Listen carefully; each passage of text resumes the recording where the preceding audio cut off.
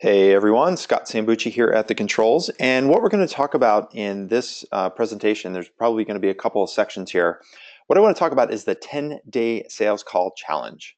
And it's as simple as what you see here on the screen. So for 10 days, I want you to commit, and I commit to doing 10 sales calls per day.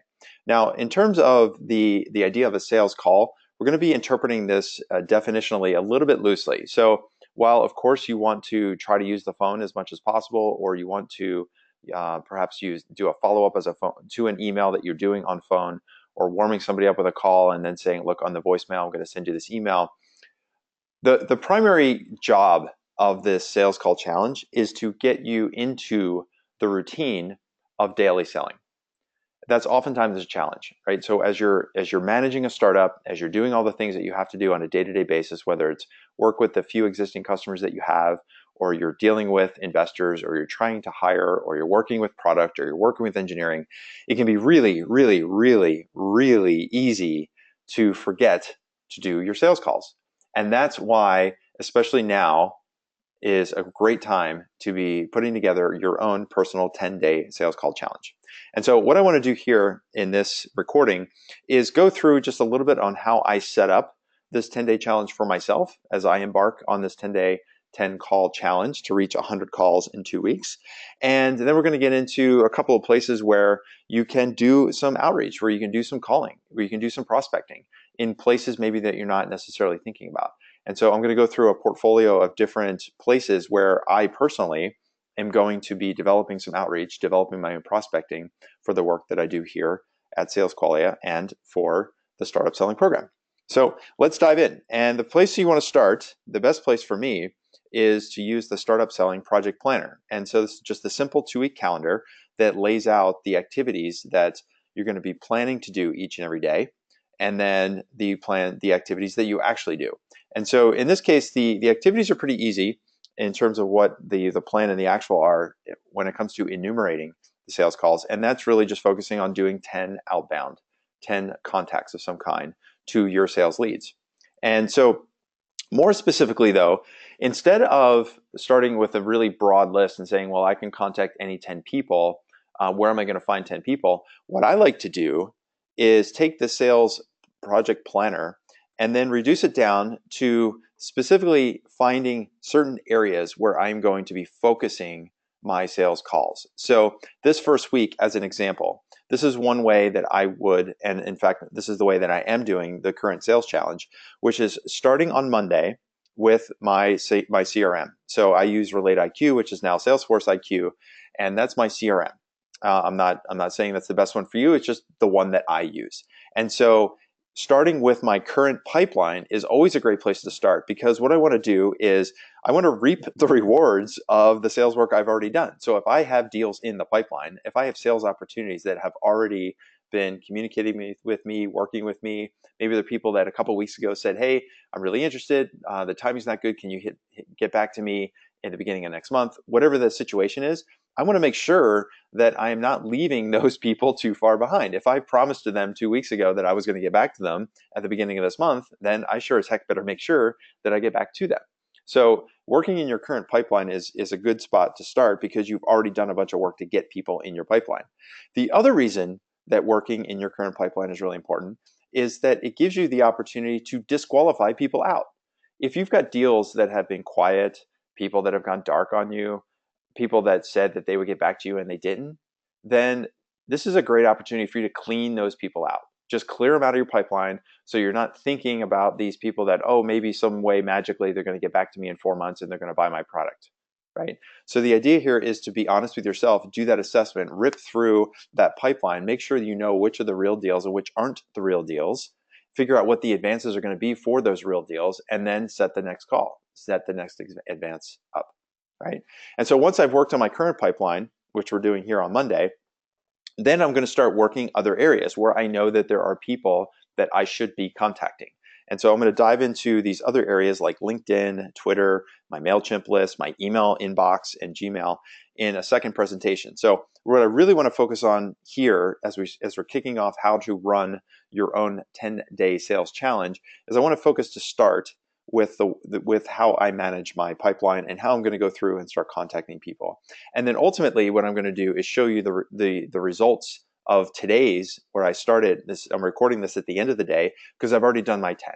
I've in fact done more than my 10 sales calls for the day, my 10 outreaches. And so what I want to do is show you how and what the results were of those 10 sales calls. Okay, so let me flip over here to my pipeline. And so this is my Salesforce or my Salesforce IQ, Relate IQ CRM. And so this is my pipeline, right? And so in my, it's not necessarily important to know how I've set this pipeline up. I'm just showing you this pipeline so you can see that I can sort my pipeline by status. And so I've got my earliest stage status is lead. So these are people that I have a call set up with in the future at some point, or people that I have talked to in the past and they said they would like to work with me in the future at some point. Maybe the timing wasn't right. And so these are folks that are simply leads. I've not yet really qualified them to know whether or not they would even be a match for the startup selling program or working with me, right? Then the second set are people that are qualified, people that I've worked with in the past or communicated in the past.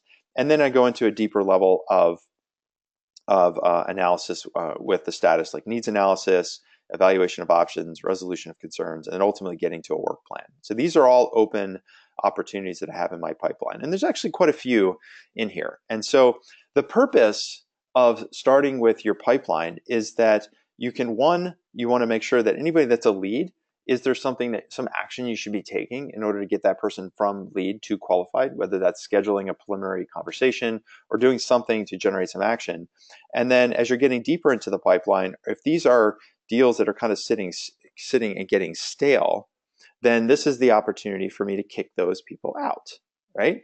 So I'm just going to pick a couple of these because I did do some outreach today for folks in my pipeline. And so as an example, this one company called Cinecoop. And so Cinecoop is a lead that I got back in November. And just to kind of show you how I do this work, I'm going to go over to my Gmail and search for Cinecoop. And so you can see that back in, if you look over to the right-hand side, back on December the 3rd, I set a meeting with this fellow, Brian Whedon. And so it turns out that Brian and I met at the Lean Startup Conference back in November. And so I had sent him an email in early December following that conference, just after Thanksgiving, and said, hey, I was reviewing my notes, saw that we met at the conference, thought we might schedule a time. And through that email conversation, and you can see I used Assistant.io in order to set that appointment. He had suggested that getting back together in the early part of January would be good. So here it is. Back on December the 3rd, he said, should we set up time for early January or just agree to connect the first week? So of course I said, well, look, of course we want to set some time now. And so I went ahead and sent that follow-up email. And so he chose the time to talk, which is in January 7th, this happens to be this week. So you can see here on my calendar, it's January the 4th. So what I did with Brian today, and I count this as a sales outreach, right? This is an easy one. This is probably the lowest hanging fruit you can do, but this is something you can do to kind of generate some momentum for yourself.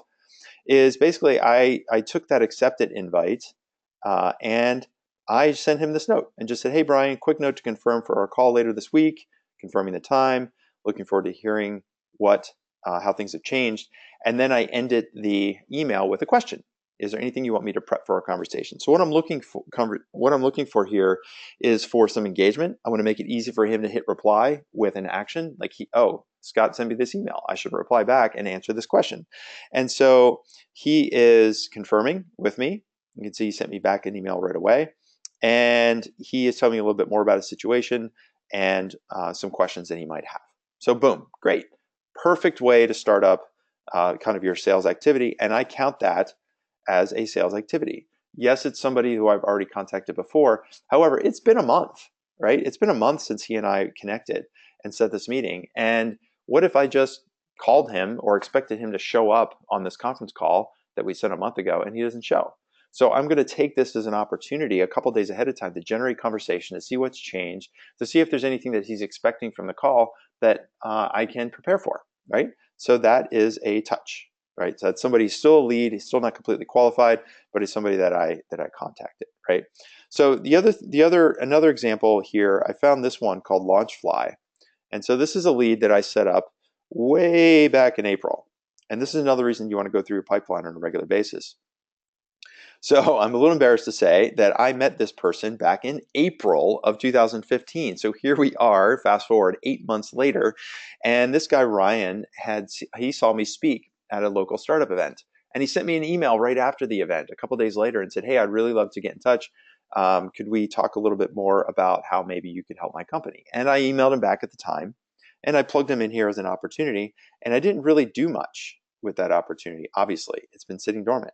And so again, this is a sales outreach that I'm going to do. And so I've actually already drafted up an email to Ryan, and I've already looked for his phone number, and I couldn't find it, which is why I'm going to send him an email. Normally, I would give him a call, and if I don't hear from him on this email, I will try again or look for his see if maybe I could schedule a time with him. But here's just me following up with the last email that I had sent to him back on Tuesday, the 14th of April. I'm just saying, "Hey Ryan, we exchanged a couple of emails. This is why you read your emails out loud before you send them, way back in April last year after the SAC Startup Expo event at Hacker Lab. How are things? What's the latest with Launchfly?" So here again, I'm just looking for some engagement. I'm just looking for an opportunity. I'm not asking to set up a call. I'm not asking him if he's still interested in talking with me. I'm sort of like throwing a little a little bait in the water to see if he gets back to me, right? I just want to see if he latches on to the bait that I'm throwing there, right? And so you can see the other CRM that I'm transitioning to is HubSpot, and HubSpot has this little log and CRM plugin. So this is automatically going to log this email into my HubSpot CRM. And they also have this little plugin called Sidekick, which will track whether or not Ryan opens this email. So this is pretty critical to me because Ryan did not get back to me after sending me an email wanting to get in touch. I sent an email back. He never got back to me. So I want to track whether or not this guy is even getting my emails, right? So I can send that now, and that email is off and away. So that's a touch, right? So these are low-hanging fruit. These are easy touches. I like to do these to kind of get warmed up, get myself in the flow. And so as I'm going through a little bit more, one of the other deals that I was working earlier, so I'm going to flip to this. Here is, see, I'm going to clear all these filters, and I'm going to look for, so here's an opportunity. You can see I've already spoiled the punchline here. You can see this is closed lost. So this is a sales opportunity that I had an early call just before the break, just before Christmas break. So here's some email exchange where you can see we set up a call back on the 3rd. We had the call on the 21st, so just before the Christmas break. And I will tell you, I thought that this sales call went really, really well. I thought that we left the call after about 30, 45 minutes on the phone with a really clear next step. And that next step was that this person, Phil, was going to schedule a time with not just himself, but also 2 other people on his team for the 4 of us to get on the phone and talk more about the work that I do and what startup selling is all about.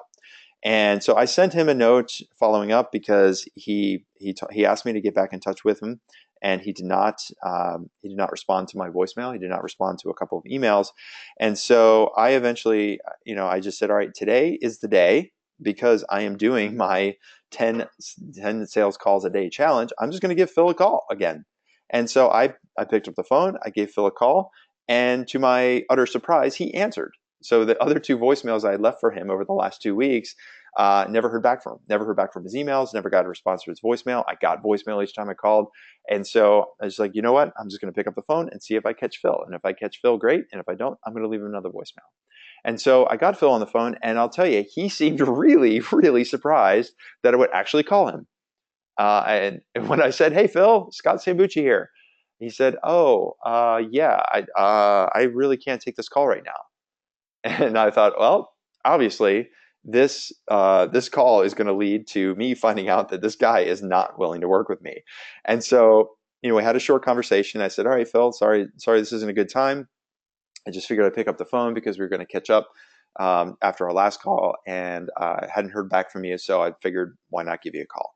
And so basically he said, look, I talked to the team. We decided we're going to go in a different direction. Not a good fit for us right now. I really am crunched for time right now. I can't do this call, but thanks for calling. I'll let you know if anything's changed. So super disappointing, obviously, to get that call. But I now know that this thing is closed and it's lost. I don't have to worry about it anymore. Okay, so this is the point of working through your pipeline in this way. So on the one hand, I'm going and looking for opportunities that I maybe have left off, or opportunities that I want to make sure I have a chance to advance. And then I've got these opportunities that kind of were sitting out there. I wasn't sure if this guy was going to want to work with me or not. And now I know that this guy is not going to work with me. So at least I'm done with him, right? So a couple of other, just real quick to go through these. So here's one I have not yet contacted, but as I scan these, so this is a company I did some consulting for in the past. I threw them in here as a lead. I've not yet contacted them about the coaching program. And so this is somebody that I would add to my list. And so it's somebody I need to get in touch with. So I will do that. Some others in here, Leftronic. This is a lead that I know I already have a call scheduled for later this week. So this is somebody else that I'll send a note to just to confirm for that call. I think it's this week. It might be next week. And so the idea here, again, you're getting into this flow, and by having a simple number like 10, doesn't seem like a lot, and you can certainly do a lot more than 10. I certainly did today. The idea here, though, is just to make sure you're going through and being diligent around your pipeline and doing that activity each and every day. So let me flip over to, real quick as I wrap up here, this is a little Google spreadsheet that I made for myself. And so this is the end result of my day today. So these are, I just set up the simple spreadsheet for myself of outreaches I did. Is it a sales call, yes or no? These first two were actually customer development requests. So these don't count as sales calls. That's why they have a 0 here. A 1 equals yes. I have the date here. I have the name of the person I've contacted, their title, their company, the purpose of the call, and how I contacted them. And so some of these people, you can see their email. In the case of Phil, I was able to catch touch with them on the phone. Here's a couple people I sent an email to because I did not have their email address. There's 2 people here that I did rather lengthy strategy calls with. These are potential startup selling clients. And so one I did on Uber Conference Line, one on Appear to IN. So I'm just kind of tracking this stuff for myself so that as I'm doing these 10 days, and now you can see I've gone 1, 2, 3, 4, 5, 6, 7, 8, 9, 10, 11. So I've done 11 so far, and I've got an opportunity to do a couple more. I can send off an email to those folks at Contacts, for example, and some others. I've done my 10, right? In fact, I've done more than my 10. I've done 11 so far today. And in total, this work probably took me about 2.5 to 3 hours throughout the course of the day. Except for these 2 calls, which were an hour each because they were scheduled. But the rest of these, when I'm doing emails and short calls and all these other things, it goes pretty quick, but it's okay. The point is, again, you're just focusing on getting 10 calls done. And once you get into the rhythm and once you get into a flow, you may end up doing a whole heck of a lot more than 10. And the good news is when you do more than 10, that either saves you time of calls that you need to do in the future weeks, right? So let's go back to our planning doc. So as I'm doing these calls over the 2-week period, then there might be some days where I can't do any calls. So as an example, for me, next Monday, which is a week from today, so today is the 4th of January, starting on January 11th, I start teaching again. And I teach 1 day a week at Holt International Business School. And so that means that on those teaching days, it's going to be highly unlikely I'm going to be able to do any sales calls. So the 10 calls in 10 days is a way for me to plan out and go, oh man, actually I only have 9 days in which to do 100 calls. So I have to do a few extra every day. Or maybe there's other days where I'm just not going to have as much time to do sales calls. Maybe those are days when I'm hosting the sales acceleration calls for folks that are members of the Startup Selling Program, or I'm doing one-on-one calls with people, or days that I might be traveling to San Francisco to do meetings in person. I won't get a chance to sit and do email and phone calls. So the whole point of doing and planning out 10 calls in 10 days and getting into that flow is that if you do some more, you're actually banking those calls for days in the future where you won't get a chance to do it. So that's it. That's kind of the introduction to the 10-day sales call challenge and how I start with my pipeline, giving you a couple examples of what counts as a touch, a couple examples of the results of doing those touches, whether it's phone or email or whatever. And so that's it. So I'm going to do part 2 where I get into lead sources, prospecting sources on LinkedIn, Twitter, MailChimp, Gmail, and some other ideas, just to again give you a sense of where you can go find those 10 people if you don't know where to go to find those 10. Maybe you don't have more than 10 in your pipeline and you're looking for other places to go. So that's it for now. Thanks for listening to part 1 of the 10-day sales call challenge. Check out part 2. And Scott Sambucci here, and I am signing off.